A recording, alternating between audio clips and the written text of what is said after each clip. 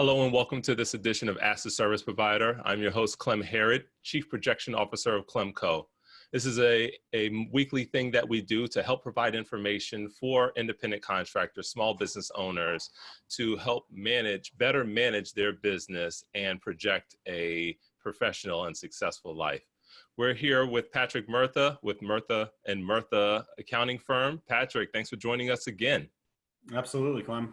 Happy to be here. Yeah, so one thing that you and I spoke about recently is the filing, right? Tax filing dates have changed due to the whole COVID-19 coronavirus pandemic. And what was April 15th as your filing and first quarter ending has now changed. So what should we expect as independent contractors?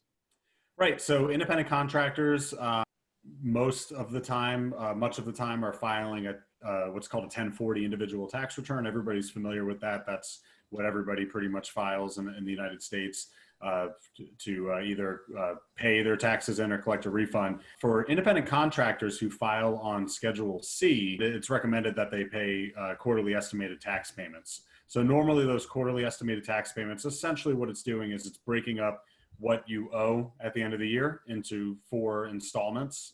And those are typically due April 15th, June 15th for the second quarter. The third quarter is due on September 15th. And then the final quarter is actually due on January 15th of the following year. This year, because of COVID-19, the IRS has provided some relief. So they're extending everybody's deadline for both the quarter 1 and the quarter 2 payments to July 15th. So on July 15th, you can make both of those payments and it'll be considered on time. So everybody as of right now has time to make those payments. Okay, so that's July 15th as far as quarter 1 and quarter 2 being due. And so those adjustments, those things were adjusted. Does that affect quarter 3 and quarter 4 payments as well? So currently, no. Currently, quarter 3 is slated to be due on September 15th, and quarter 4 is slated to be due on January 15th. I would be surprised if that changed, but you never know. These are unprecedented times, so it's possible. But that's currently what it is. Now, since we're talking about estimated payments and quarterly taxes, how does an independent contractor filing a Schedule C, is that the correct term? Correct. Okay, so how do they know what they owe for their quarterly taxes? So there's 3 different ways that we handle this for our clients. One way is we estimate, for cases where we can do this, we estimate at the beginning of the year what you think your income is going to be for the whole year, and we try to estimate your estimated taxes based on that figure. So let's say that we think you're going to owe $10,000 at the end of the year. We'll simply divide that by 4 and you pay $2,500 per quarter. So we can do that at the beginning of the year for people whose income is relatively predictable.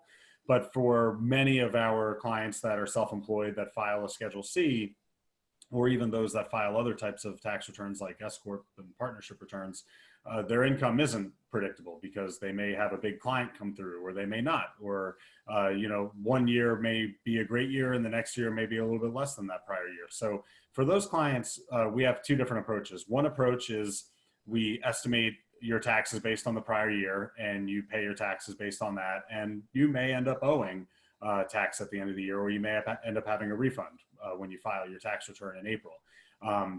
That's for some of my clients, they prefer to do that just because it's simple and they don't have to think about it. But of course, you're running that volatility of not knowing exactly where you're going to be at the end of the year. The third option is probably the most accurate option. And what we do in those cases is we'll actually meet with our clients quarterly and look at how did you do in quarter 1 and estimate your taxes based on that. Then 3 months later, we look at quarter 2. Based on your quarter 2 actual activity in your business, we'll estimate where we think you're going to fall at the end of the year, all the way up to the quarter 4 estimated tax deadline, which again is due in January. So at that point, we actually have your whole year of activity in the books, so we can very, very, very accurately project what your tax will be by the 4th quarter deadline. So ideally, in those cases, you're going to have a much more, if you're actually meeting with your tax professional, or even doing it yourself, if you're able to do that, and estimating your taxes on an actual quarterly basis. It's a lot more work, but you're going to end up in a much better situation when you get to the end of the year.